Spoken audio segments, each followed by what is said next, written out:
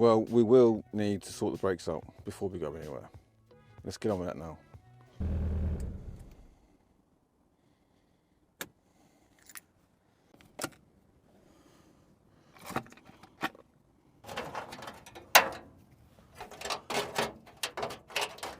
If you want to see more content on this car and any other car on my channel, don't forget to like and subscribe. I'm trying to get to 1,000 subscribers. The more subscribers, the more videos. So smash that subscribe button, smash the like button.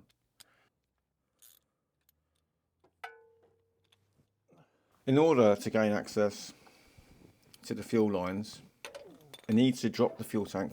It is held by one 13mm bolt. That will allow us to drop the straps, but before we do that, we need to remove the heat shield, and we should have access to these brake lines.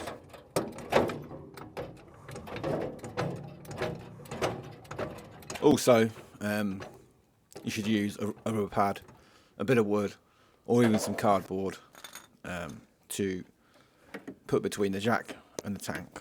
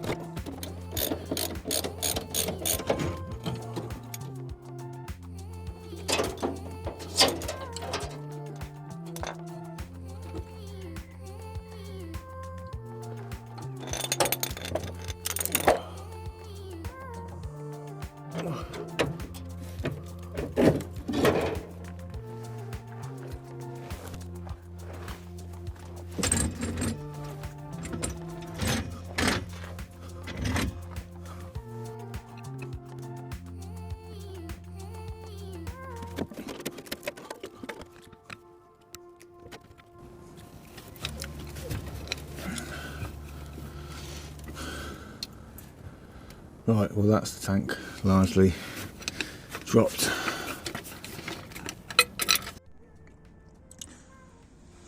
So with the fuel tank dropped, you can now see our brake lights here.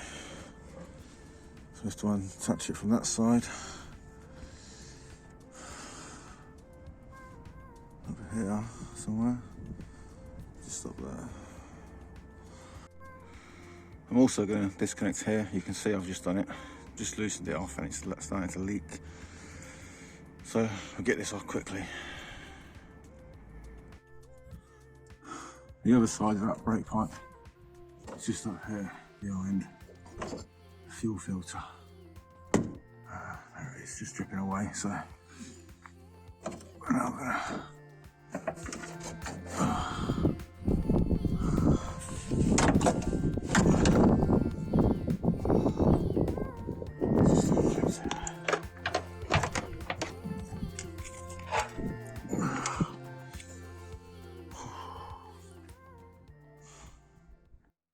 In order to make our new brake line, we're going to need several things. One of them will be our old brake line and new copper piping, and also some new fittings.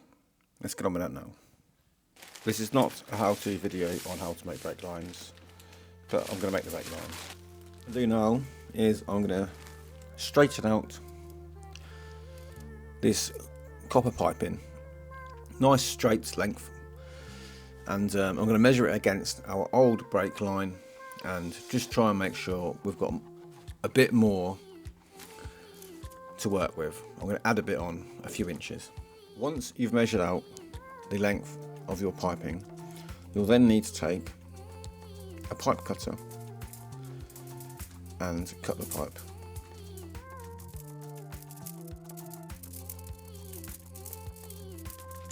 So now that I've got a length of straight copper piping, you can also get it in steel, but I'm now going to bend this pipe into the shape of our old brake line. It's quite a simple task, just don't try and over bend anything, otherwise you may kink the piping. So I'm just going to crack on with this.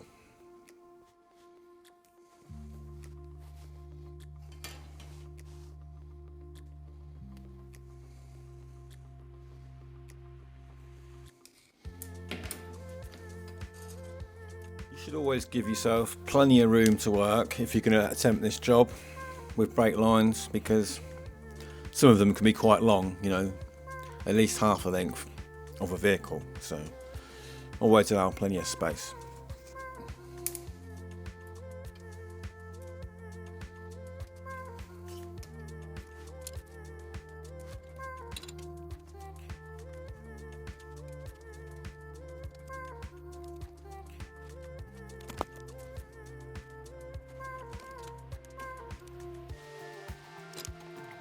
Now I've bent the brake pipe into shape, I'm going to stick our new fitting on, a new end, and then compare it to the brake line to make sure we've got the right end, because there are two different ends, they're not the same. So compare it to the brake line to make sure we've got the right end, and then do a single flare with our tool.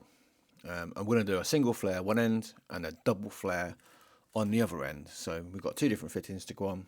Let's crack on with that and get that done.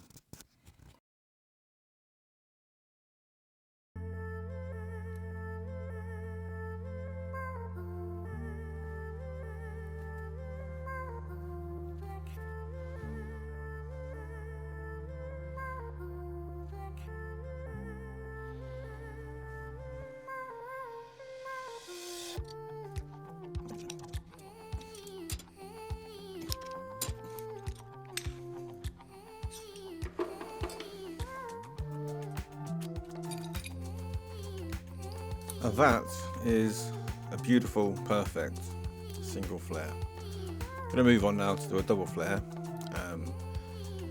It's quite important when doing a double flare to do it correctly. Lots of people do it completely the wrong way, so I'm just going to show you how to double flare, because it's quite important if you're going to attempt this job.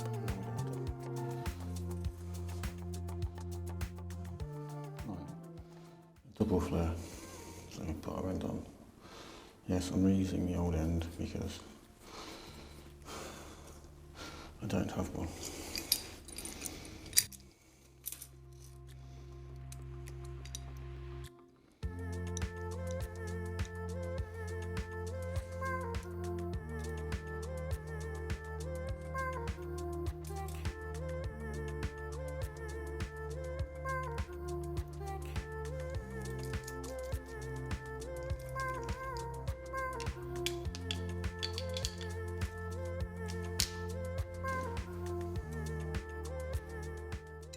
In order to do a double flare correctly, you first of all need to create a single flare. That's what we've just done already. So the piece that is supplied in your brake kit, if you have one, will create a single flare. So we'll do that, and then we'll double flare it to get the trumpet shape.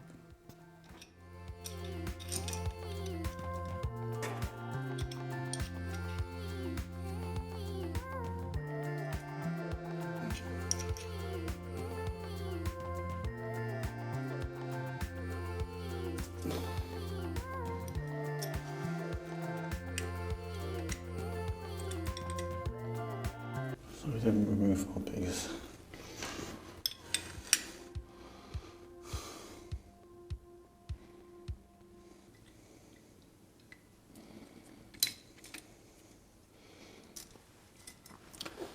And we take this end now and just run the tool straight into the copper. You do not run this into the copper without flaring it first. It's just a thin, weak joint, good for nothing. It's called a double flare because you've flared it twice, not a single flare. This is a single flare. So once more.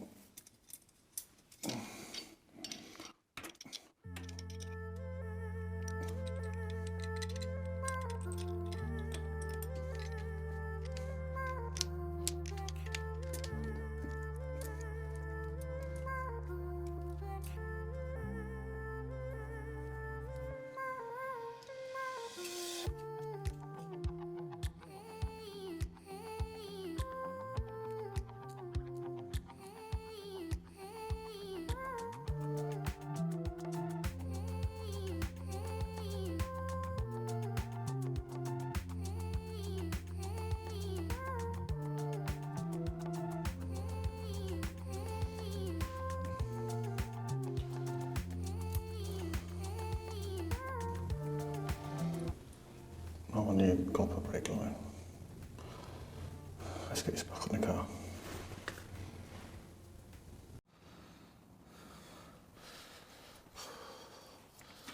Now these tank straps, I'm not happy putting these back on the car, so at the very least I'm going to rub them down, just get some of this crud off.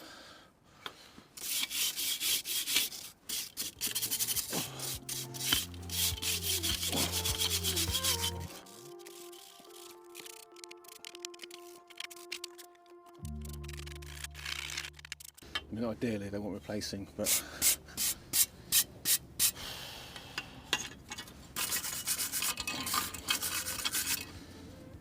look, no real choice now to get them back on the car and then look for replacements.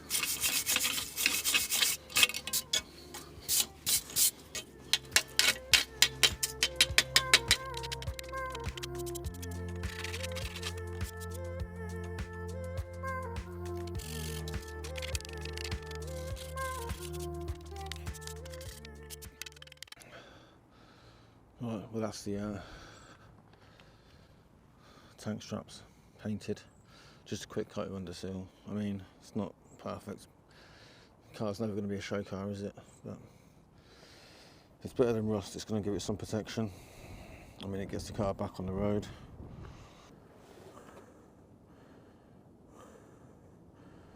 Right, so there's one brake line. Running down up here. And the brake line on the other side has also been done. So that goes round underneath there, all the way down to the back wheel. Just show you that. And that brake line goes from the hoses and down the side. And it runs down the side off the exhaust, if I can get under the car.